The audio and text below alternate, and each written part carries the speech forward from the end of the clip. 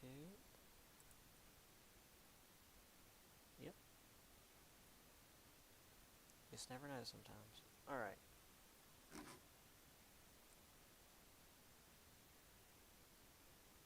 Cool. Okay. So, starting the next section, so everything from this point until chapter 6 is going to be the next test. So again, no kind of cumulative crap. Um, you don't have to worry about that. You're not going to see Mesopotamians on the final or anything. So,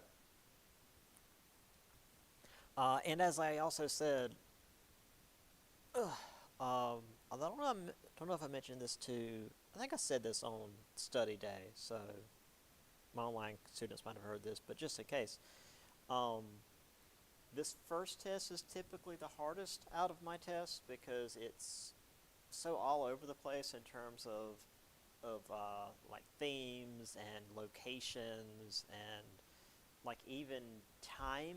I mean, we go from like Neolithic to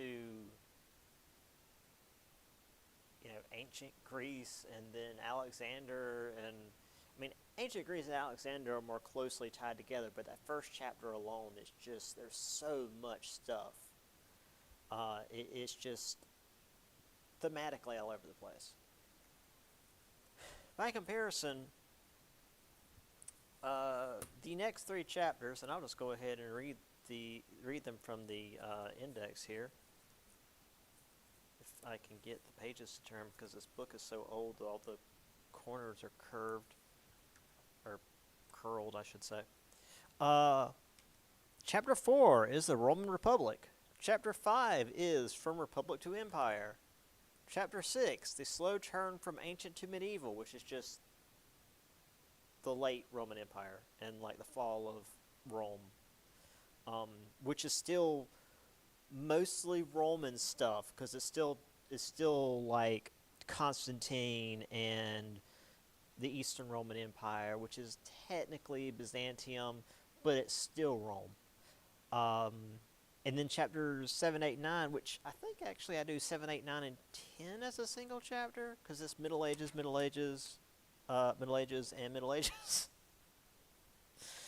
um, yeah, and then after that it's the Renaissance and Age of Exploration, and then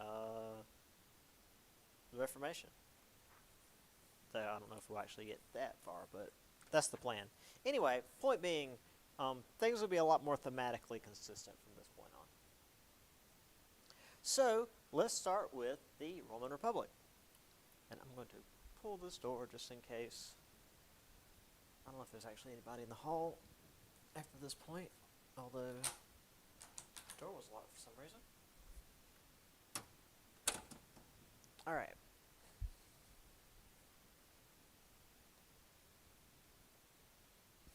So we have to go way back to the early Etruscans, or even before the Etruscans. Prehistoric Italy, so again,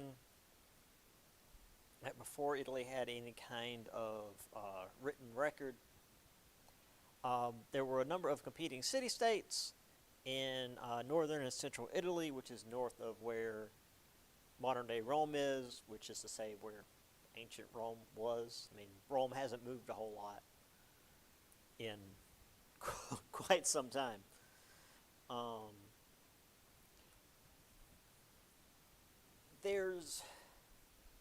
We say may have come from Lydia, which is again modern-day Turkey. There's reason to believe that. We don't have quite enough evidence to definitively say that, but we're just going to go with that for now. And again, not super important for you guys' your guys' test. But as far as like Indo-European, Near East sort of thing. But they did trade with the Greeks, which we have this part. This is where the Romans, like very, very early, started introducing Greek culture and the Greek alphabet into Italy, which gradually evolves into the Latin language. And that's why the Latin alphabet is so very similar to the Greek alphabet, because it's just a transformative version. Because we today use the Latin alphabet. Now, granted, we don't use the Latin language so much as a horrible bastardized version of a Latin base, which is to say French and Germanic, because English is, several languages that are trench coat beating up other languages. But point being, this was like very early on. Rome took ideas and culture and the alphabet from Greece. So here's just a bunch of these little city-states. Again, Rome didn't quite really exist yet. It was just kind of down here. It was mostly these city-states up here. This is, there's the Latins down here. The Latium is kind of this region. You first had the Etruscans up here, and then the Latins down this way. So this group they were seabound. They had access to the ocean. That's why, again, they had access to the trade with mostly Athens, but other trading regions in Greece. And they're essentially what brought culture and civilization to Italy, to Rome. And we'll talk about VA a little bit later, but that's where it is, just north of Rome. That's why when we get to it, it's an option. So we'll talk about that later, but just want to point that out. When I mention VA, that's where it is. It's right there. It's not very far from Rome. And it's on a lake. So, early Rome, again, all these early cities, and again, even really more recent cities, are based on their geography. It's famously got 7 hills, although today a lot of the hills are pretty much flattened by the various buildings being built on them. But it still famously and almost mythologically is due to the 7 hills. They're settled by this group of Latin people who are an offshoot of Indo-Europeans, much like the Greeks. So again, there was that group to the south that settled on these 7 hills. And they were very similar to like the Dark Age Greeks we talked about, where they just like had groups that settled on each hill and built little forts and threw rocks at each other. They certainly weren't getting along. They were not building Rome. They were just there were rocks. There were hills they could get up on and defend. They claim that 753 BCE was the year that Rome was founded. That's not a year you guys have to know, because that year's bullshit. There's no evidence that there was anything in Rome in that year. The Romans really like to, well, I say the Romans, the Greeks, but specifically the people living in Rome, like to really talk up their history. There was nothing in Rome that long ago. Now, something that there was, they were on the Tiber River, because they are on the Tiber River. That's still a thing. The rivers tend not to go away. Yes, the river is 15 miles from the Mediterranean. It's a pretty big river. You could stick a boat on it and go down the river, and now you're on the Mediterranean, and now you have access to all the trade around the Mediterranean. So that's good. Probably important, because rivers tend to be important in these ancient civilizations, and like I said again, just in general. I mean, London's built on the Thames. Savannah is literally named after the Savannah River, and that's way over here. So as I said, it was set up as a series of clans, set up by families on each of the hills, and they just like fought each other a bunch. Which, as I have put multiple times, I just went to the top of the hill, built forts, and threw rocks at each other. And when they were feeling extra spicy, they put rocks on the ends of sticks and threw spears at each other. But not much beyond that. So I have a map of, what year is this? It says ancient Rome, but it's got the wall of Aurelian on it. So that would be post. Geez, that's post. Well, obviously post Augustus. So this is Imperial Rome.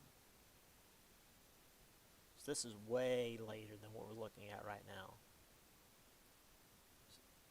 Ancient Rome? Is that I mean that's like AD, whatever. I don't know. Ancient to modern, it's a. I would argue this was more medieval. Anyway, whatever. So you can see where the hills are. You've got the various hills here all around, around where the river, the river flows through over here. But yeah, that's what Rome is built on. And you've got the various the circuses, which is to say, the racetracks, where they kept the people happy, so they wouldn't think about why Rome is falling apart.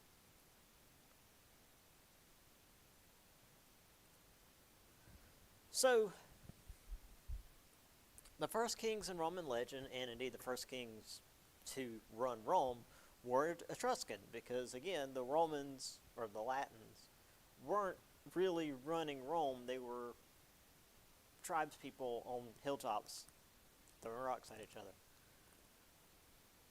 Now, in terms of legend, Romulus and Remus were brothers who were taken in by a she-wolf and nursed back to health, and at some point they decided to. I'm trying to remember exactly how the story goes. We'll get into the mythology here in a little bit, but essentially they watched for the flight patterns of birds that's supposed to tell them what the gods were saying, which it's a thing, the whole auspices. But Romulus didn't like that, so he stabbed Remus in the back and took position as the first king of Rome. So yeah, that's the whole thing. Now, as far as what actually happened, the Etruscans were the ones who actually made the city of Rome. They drained the marshes, they built temples, they promoted at least this early religion that the Latins would have, and then eventually they would just pretty much wholesale steal Greek religion, but we'll get to that later. And as we said, they brought in this outside trade from Mediterranean, which is to say specifically, well, not specifically, but a specific example is after the Etruscans began arriving in Rome, vases from Athens started showing up. And that's not something that just shows up in a completely different part of the world. That means they have a pretty large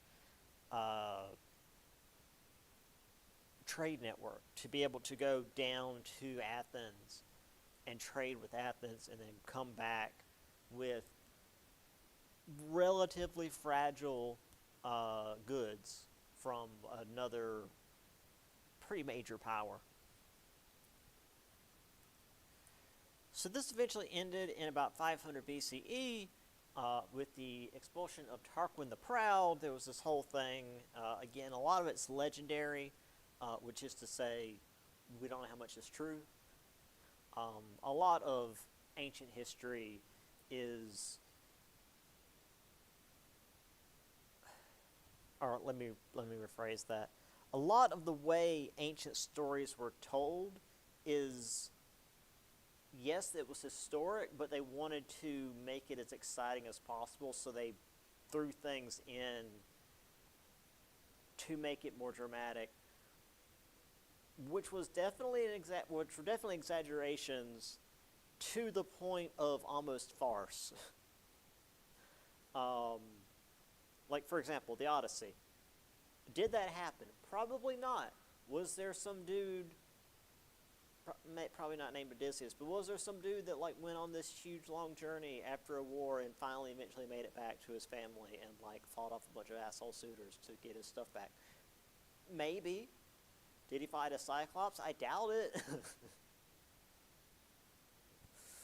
But, it's more exciting than dude was lost at sea forever.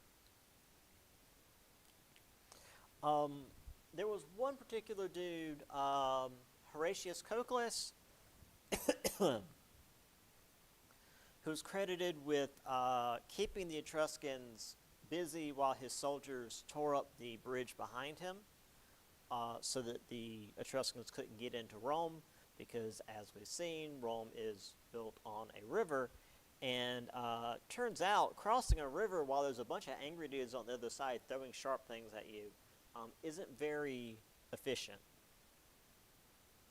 Although I will say, surprisingly, this wasn't a case of a martyr, at least according to legend. After this happened, and I've got an image right here. Here's Horatius, and of course, he's being blessed by the gods because the fact that the dude survived it.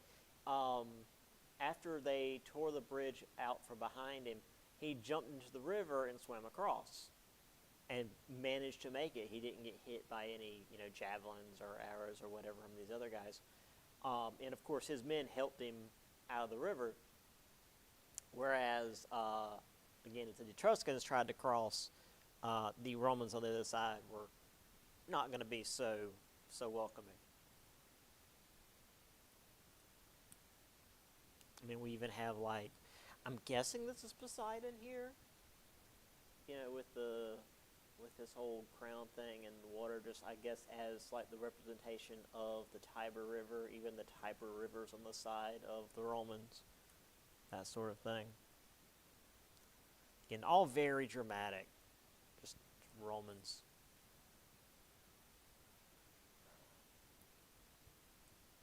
So the really early form of Roman religion was this belief in vague divine forces known as the noumena.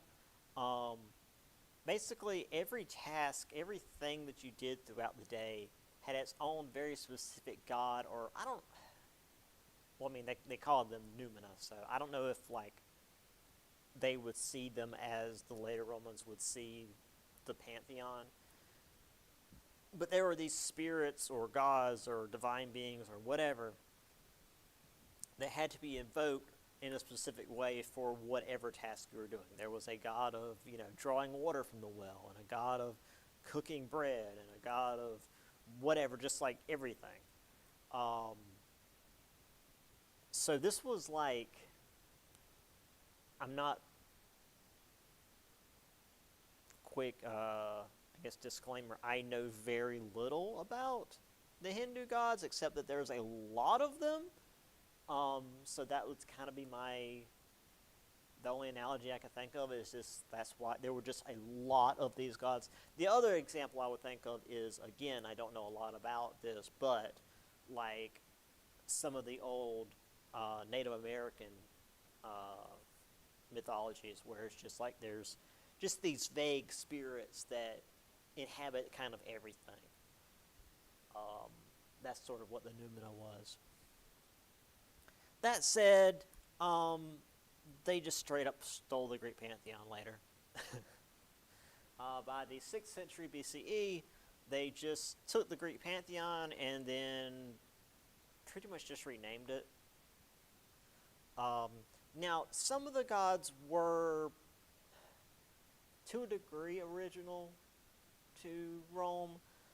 Most of them were directly linked to the Greek gods, which, I mean, we've already kind of seen with just how the Greeks saw their religion, where it wasn't like, oh, well, you worship Ra and not Zeus? How dare you? They were like, oh, you worship Ra. Well, that's just another name for Zeus. Okay, that's cool. You know, do call him what you want. We don't care.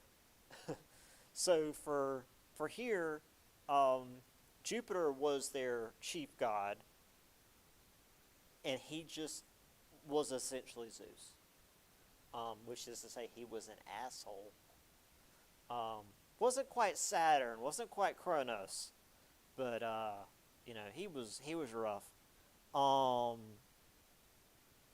And say Mars was Aries, that sort of thing, which, considering it's where we get a lot of our planet names and names of a lot of moons, yeah, I guess this stuck around.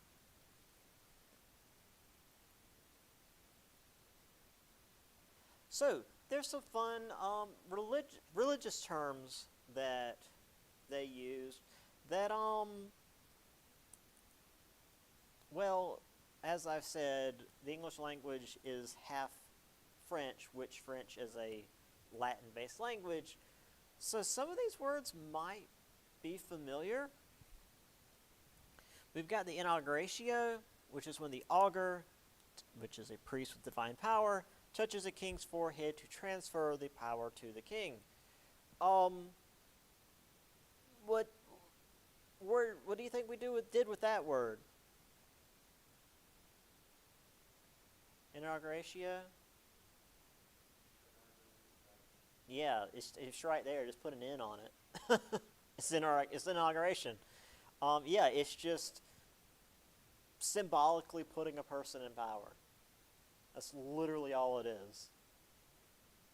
So yeah, when I make fun of the Romans for stealing the Greek stuff, that's all we did. I literally had a classical America course in grad school, and it was mostly this stuff. Auspicatus, reading the auspices and the flight patterns of birds for signs of the divine will. This is something we don't really, this is a word we don't use as much today. But basically, if it's something you would read in like older novels or hear in like older movies from the early 1900s. But basically, like if you get up and it's like a sunny day, or like there's clouds, but it's where it's not cloudy, but like it makes for a really pretty sunrise, and it just feels like it's going to be a good day. You just get that feeling, or you see something that makes it feel like, okay, I feel good about today because of something. You would say that, you know, that's an auspicious start to the day. That's how we would use the word today. That's where this comes from. This is literally a sign from the divine, in this case specifically flight patterns of birds, that you're either, you know, the gods are either smiling on you or not. So here is I think this is bronze statue in Rome of Romulus and Remus and their adoptive mother, I guess, because apparently you can be raised by wolves and run Rome. So, you know, not a hard gig, I guess. Also, as we'll see going forward into the Middle Ages and with the like portraits of Jesus, for some reason they really like to have babies that were just like absolutely jacked. Look how ripped these babies are. Like a bench press. I mean, they are also nude, but you know, again, Rome. But like they got 6-pack abs, little babies. They're supposed to be chubby. Then again, they're being raised by a wolf, so they probably don't have any extra fat to go around. when I say flight patterns of birds, I mean probably like this, not like, you know, geese flying in a certain direction. I mean like murmurs of swallows and stuff, which is pretty crazy to watch if you've never seen one, where they're just like a cloud, and when a certain group of them move one direction, the entire group moves with them. It it's hard to put into words just how weird it is to see. So, in my mind, this is probably what they were seeing when it's talking about flight patterns of birds. Oh, and then I also found this. Romulus, what shall we name this great city? And Remus suggests Reem. Romulus, sharpening spear. I have a better idea. Yeah, I've got a few of these. Alright. So, with Rome now free of the Etruscans, they began setting up their early republic. And they had a number of parallels with the various Greek, with the various different Greek polis we had already seen. So we have the consuls that represented the monarchy, because there were a couple of city-states in Greece that still had a monarchy. We had the Senate, represented an oligarchy or an aristocracy, so they were typically nobility or moneyed elite that helped to control the city to some degree. And then finally we have the assembly, which was largely taken from the common man. We'll talk about each of these in more detail, but these are the main three. Now there's others. I've got a couple of graphs that show like all the different things, and in the book as well, which again I don't expect many, if any of you, to get your hands on this book because it's out of print now. Yay! That shows all the different directions this can go. But point being, these are the three main ones. And the assembly represents a degree of democracy because it's kind of everybody else. But they do have a say in things. So, yeah, the consuls, they shared essentially royal power. They were, in effect, in charge of Rome. Now, this wasn't nearly the sort of power that the Roman emperors would have later.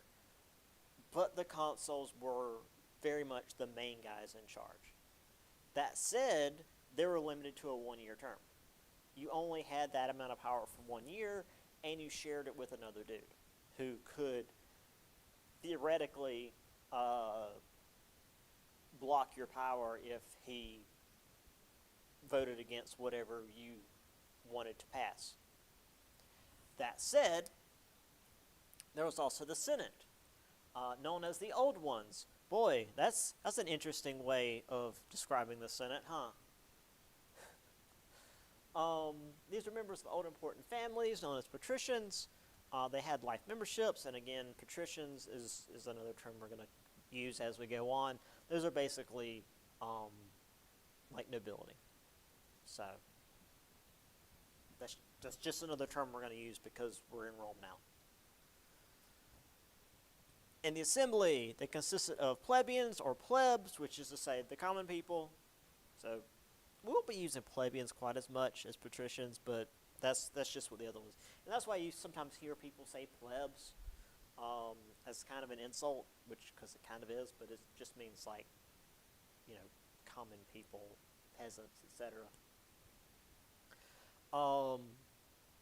And just like with Greece, the reason the assembly even existed was because of the phalanx formation. Because before, only horsemen were important in warfare, but you put up a cavalry charge against a bunch of dudes with spears and shields, those guys aren't coming back.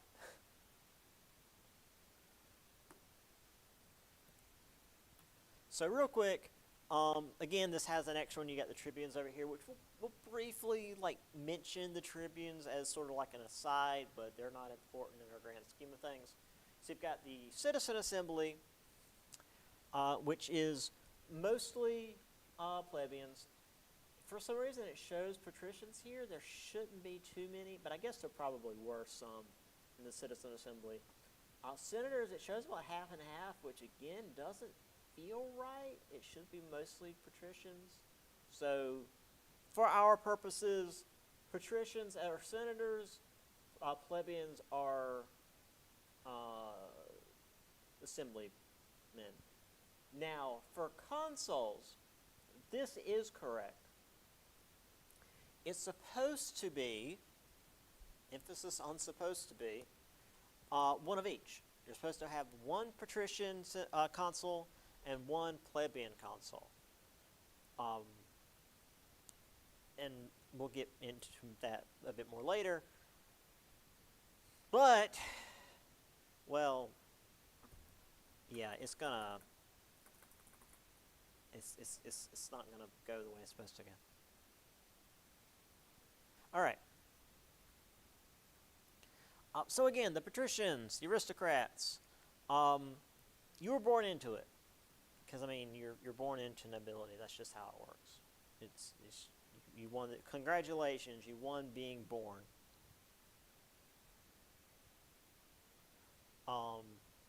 However, with the phalanxes, they now had to deal with the fact that the common man had some power, and you know, when you were used to having all the power and now some people have some power, you feel like you're being attacked. So they had to reassert their power. They started supervising religious rites, leading armies into battle.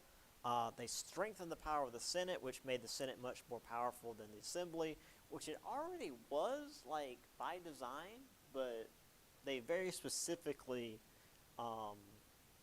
used laws to make the Senate more powerful than the Assembly. Because they could, because they're assholes.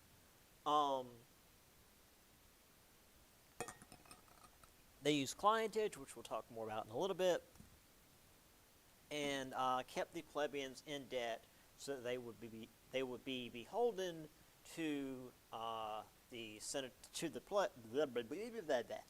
they will be beholden to the patricians for their economic well-being, basically. Because, you know, free and just society and all that. Speaking of the plebeians, so these are the common folk, farmers, merchants, you know, everybody else. Which, you know, very, very important because they run the damn society. They make the food, they run the economy, they're the majority of the soldiers now because, again, phalanxes are very efficient. And, again, gain more prominence with the phalanx. And, as I said, at least one of the two consuls was supposed to be a phalanx. Supposed to be a plebeian. I got too many P words today. One of the two consuls was supposed to be a plebeian. Yes, one of the two consuls was like 100 men with spears and shields. Yeah, one of the two consuls was supposed to be a plebeian. Now, there was this sort of like weird middle rank where the plebeian could rise to the rank of noble, but you couldn't do it in one generation. Essentially, your family had to have wealth, and also you had to have ancestors who did great things for Rome. So you needed to have ancestors who had been consuls, who had done great things in war, that had perhaps even economically done great things for Rome, um, in order to have your family now rise to the rank of noble, which was still not equal to the patricians, but you had a little more pull than you would as a regular plebeian. So if you were the one who was the first consul, good for you. You're still a piece of crap plebeian. Roll in the dirt. But maybe your grandchildren, or your great-grandchildren, or your great-great-grandchildren, if everyone down the line does something great and they make a lot of money, might be able to be sort of a half aristocrat. So here's the big list of all the crap that people could become, which again, don't worry about this one. We will talk a little bit about some of them. The main reason I've got this, though, is because other than the assembly, which was like a lot of dudes, a lot of these roles are very, very small. 2 consuls, 2 praetors, 2, what is that one? Censors, 2 aediles, I don't know how many quaestor, a few tribunes, and then of course the army. The dictator thing we'll get to a little bit later. And if you wanted to be one of these higher ranking officials, which the assembly could actually, you could become one of these 2 without being a noble. Tribunes. There weren't very many positions open, is what I'm saying. So it was very, very cutthroat.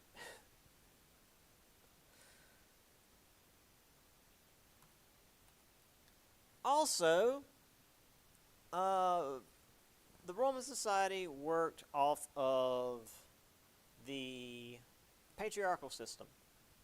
The larger extended family was the most important pedigree of an aristocrat. As I said, it was more about the family unit as a whole as opposed to what one individual does, which is why if you ever look at like a Roman person's full name, it's really freaking long.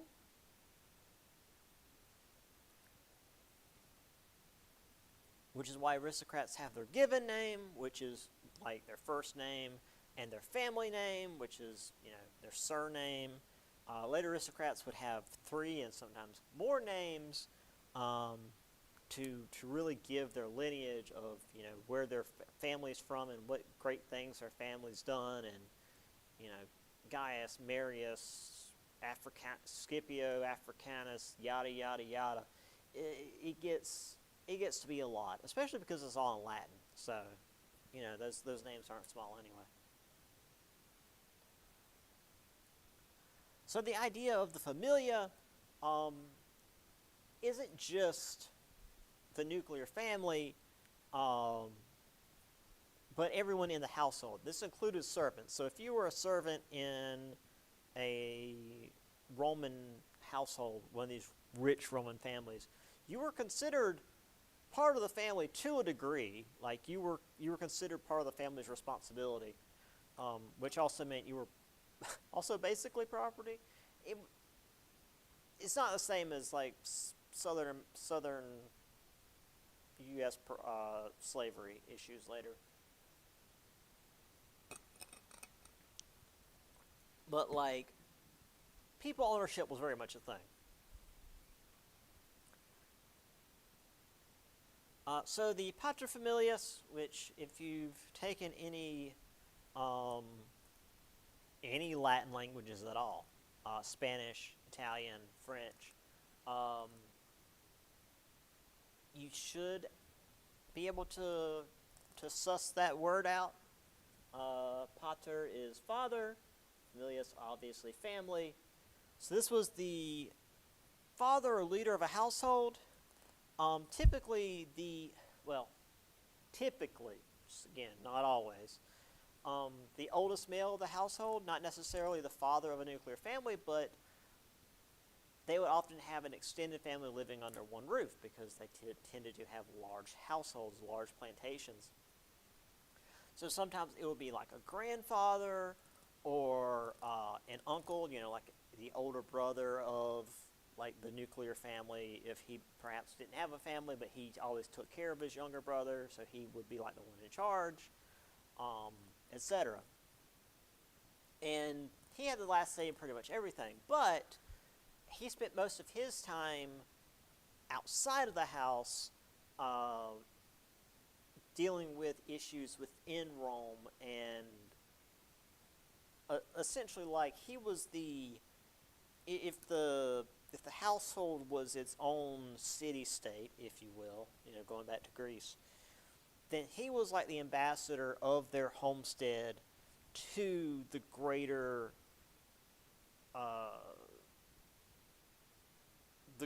political structure of Rome.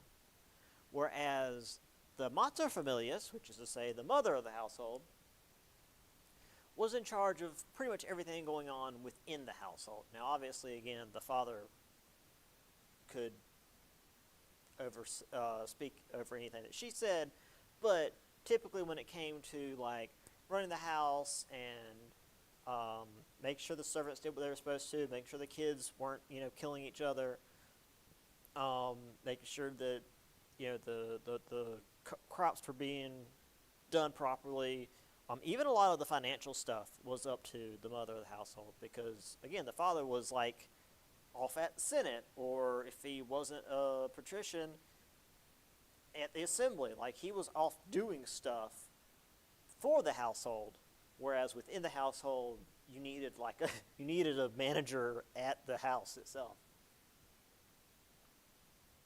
So, onto the clientage thing real quick. This was somebody that either lacked a family or needed membership to a better family. Because again, family pedigree was everything. If your family hadn't done anything of note, or worse, if your family had shamed Rome somehow in the past, if you had ancestors that were criminals or whatever, wouldn't necessarily mean you'd go to jail, but it would mean there'd be like this dark mark on your pedigree. So with the clientage system, you could seek out a patron to sponsor you, and you would essentially be, quote, adopted into another person's family. They would offer you money and protection, and you would get the prestige of that family. Now, what this means in the larger scheme of things is that these rich patricians are using the clientage system to basically buy people's loyalty. So when it comes to votes in the assembly or in the Senate, they can literally buy votes. They can literally go out and be like, hey, who wants to be part of my illustrious family? I can give you money and protection from all these terrible criminals and make myself look better in the process because I've got the money to do it, and at the same time, you will be beholden to me and therefore have to vote the way I vote. And as we're going to see later on, some generals use this to make like entire legions their clients. So, yeah, it's very quickly and easily misused. So again, this isn't slavery. This is all very, I shouldn't say very above board. It's technically above board. But it's extremely easy to manipulate. I mean, it was made to manipulate. I shouldn't even say that it's easy to manipulate. I mean, it's made to, using incentives to get people to do what you want.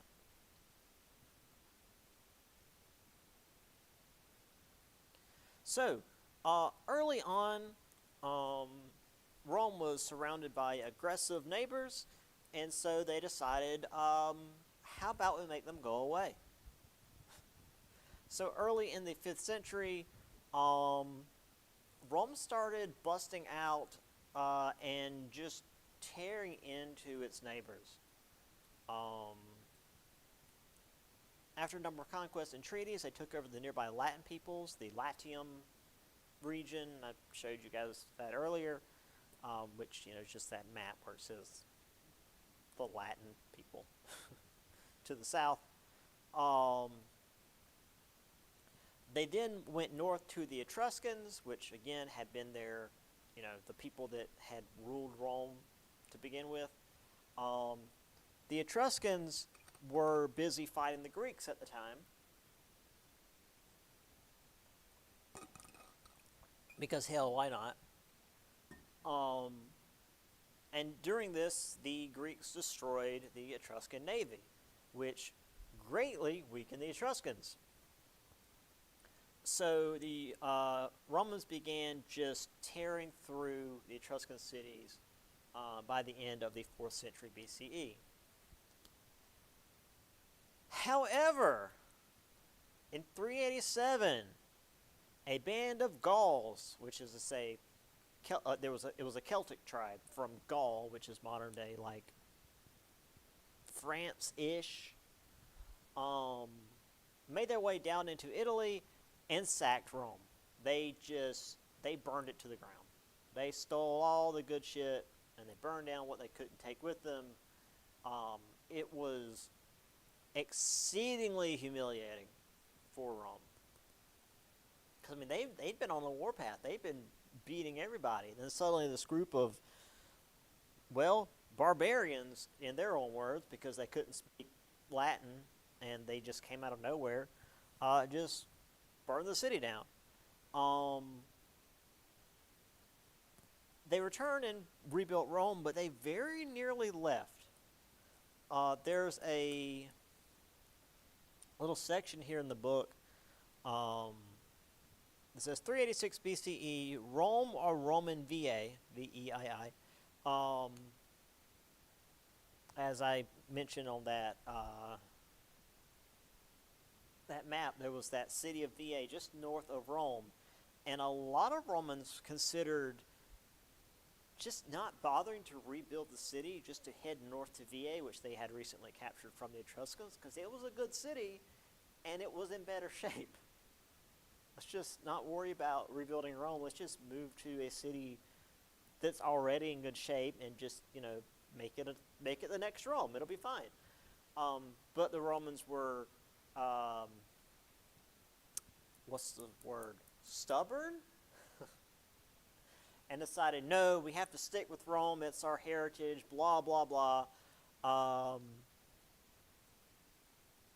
And very specifically, in 351 BCE, Rome defeated the Etruscan city of Tarquina, which is where its kings had come from originally, and that was like a big morale boost for them.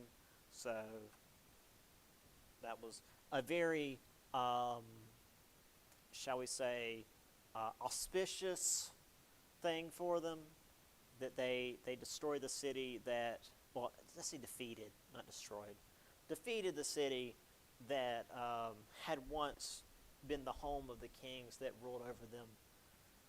Shoot, it's been a couple of centuries now, but Romans have, they hold grudges. So here we have, this goes all the way to the death of Julius Caesar. So this is really showing a long ways. But for right now, you start with Rome here, and it goes all the way to 264 just for the first one.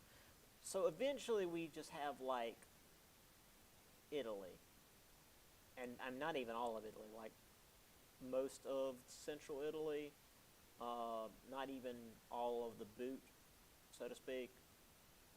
So that's what we're looking at right now.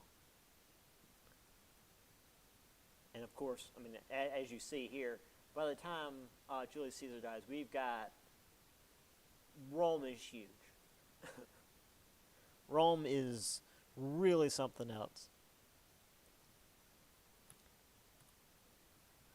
So, Rome had belonged to a so-called Latin League, a group of Latin cities that were working together, I guess, against the Etruscans. Seems like that would make more sense than anything else.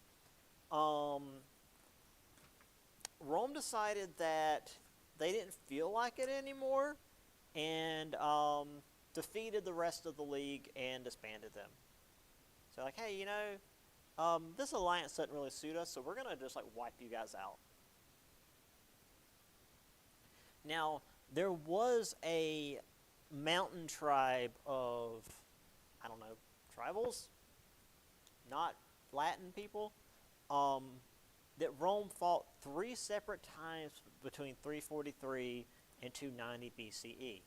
They were very stubborn. They were very hard to pin down and fight in the way Rome was used to fighting. This actually was when Cincinnatus came to power. So, quick diatribe on Cincinnatus. I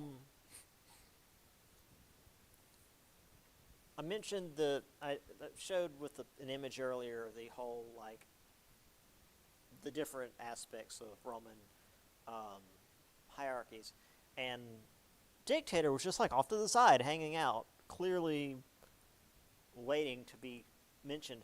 So, the way dictators worked in Rome, not too dissimilar from how tyrants worked in Greece, where it was technically a positive thing because there were limits on their reach. Which, again, today, when you say tyrant or dictator, it's just meant to be like a total authoritarian that can do whatever they want and, it's bad. So, the way dictators work in ancient Rome is usually it was during wartime, which for Rome was most of the time. Again, familiar. But if there was a particular enemy they were fighting that was causing them trouble, and they felt like they needed someone to react faster than the Senate and Assembly could, and even the consuls could, they would elect somebody, usually at random. Random's not the best word, but like they wouldn't elect a general, so to speak. It would be just like somebody that they felt would have a unique view on things. They would elect them to the position of dictator. And basically that would be a position above the consuls, and they could do pretty much anything. Their commands could not be vetoed. They would not be deliberated in the Senate. There would be no delays. It's like, hey, do this thing, and Rome does the thing. So Rome is able to move much more quickly and much more efficiently.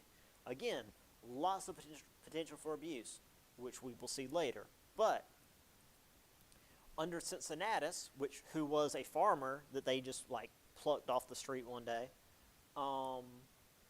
when finding the Samnites, they're like, hey, we need fresh eyes on this problem.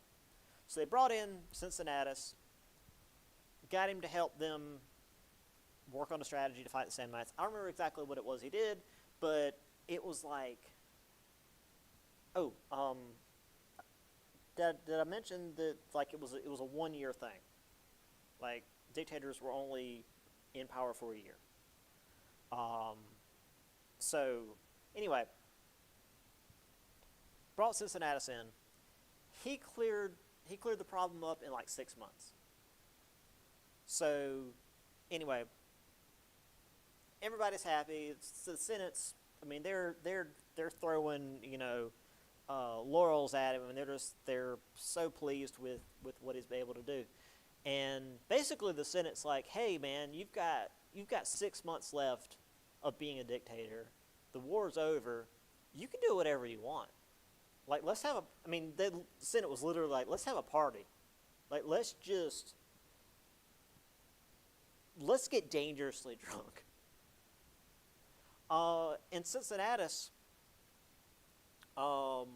famously handed them back the fasces, which is this, it's a bundle of rods around an axe, which is the symbol of power in Rome, which is where we get fascists from. And basically said, I've done my duty for Rome, I'm going to go back to my farm. So with 6 months of literally absolute power left, he's like, no, I'm done. Hands it back, goes back to his farm. And goes back to being a farmer. Now, granted, when I say his farm, I mean he had a plantation. He wasn't digging in the dirt. He had a plantation, but he went back to do farm work as opposed to partying until he died of alcohol poisoning, like Alexander the Great. And the reason I bring that up is because after George Washington's second term, pretty much everybody was like, hey man, want to go again? Nobody's going to say no. There was no precedent for term limits at that time. There really wasn't even a precedent for term limits up until, I think it was the 50s. The precedent was George Washington. After 2 4-year terms, he's like, no, I'm done. I'm going to go back to my farm.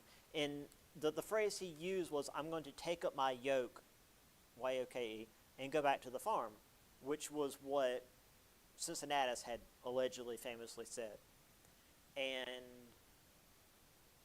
that's literally why we have a city called Cincinnati. Like, it all goes back to ancient Rome.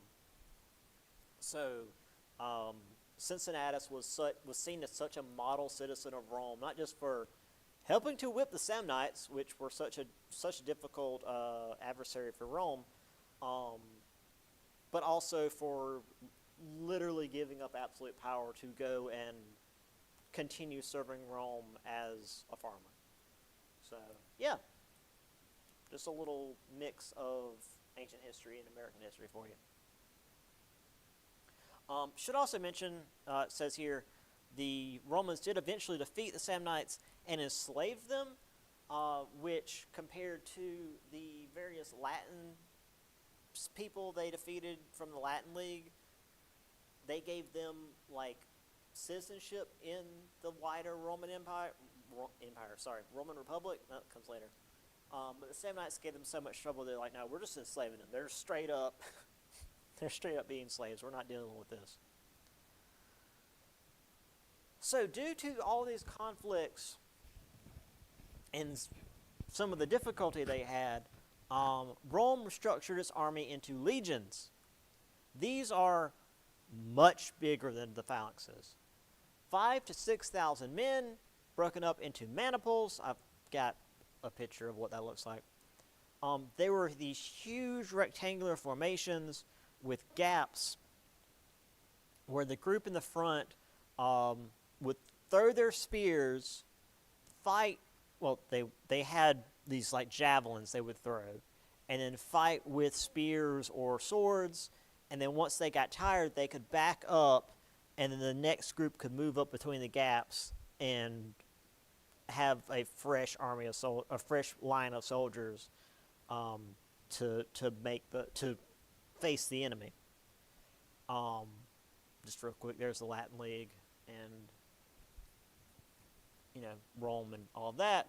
I just want to go ahead and get to the maniples. Yeah, so this was how they were set up, where there'd be these little gaps. And then once this front group started to get exhausted, they could just back up, and these next groups could move in between and present the enemy with a fresh group of soldiers, which then, of course, when you look at how many we're looking at, it's a lot. And they, of course, also had cavalry in the back to do flanking maneuvers and whatnot. But yeah, they were serious business. They were, and again, it was like a phalanx but much larger. It was like, what if phalanx but wall? So yeah, the legions were, as we see when we get to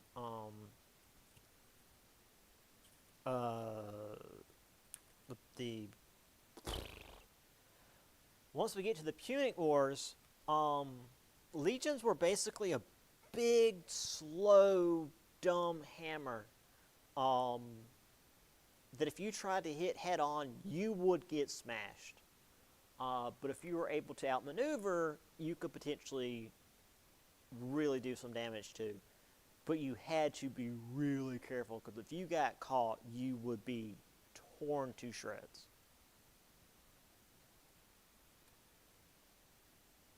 You know what? There's one more before the next section. Let's go ahead and do this. So by 280, Rome was on the verge of controlling Italy. There was the Greek city of Tarentum on the southern tip of Italy. They called upon the Hellenistic king Pyrrhus of Epirus for aid. That some of you may recognize the name. 25,000 troops, 20 elephants, which Rome is famously not very good at fighting. Turns out legions aren't good at fighting freaking elephants. However, Pyrrhus went to Sicily to fight the Carthaginians, and then Rome also showed up in Sicily to fight Pyrrhus, and then he stalled and was not able to sustain the fight. And this is where we get our term Pyrrhic victory, which is to say, you're winning your battles, but you're losing so much in every battle that you can't sustain the war. Or that each battle is so costly that it might as well have been a defeat.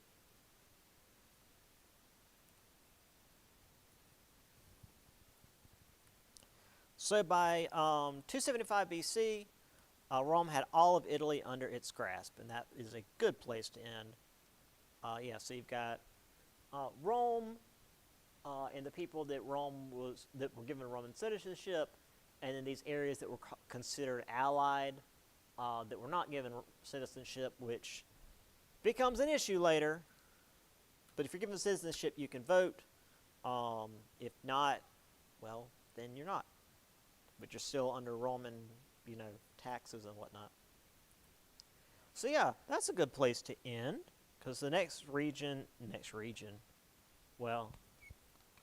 section is the territorial expansion and the religion of war,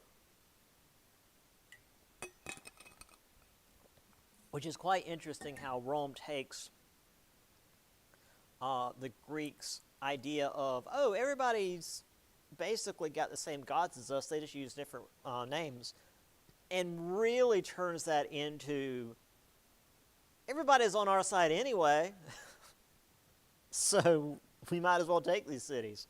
It's a hell of a thing. Romans were, it's no wonder people thought that the universe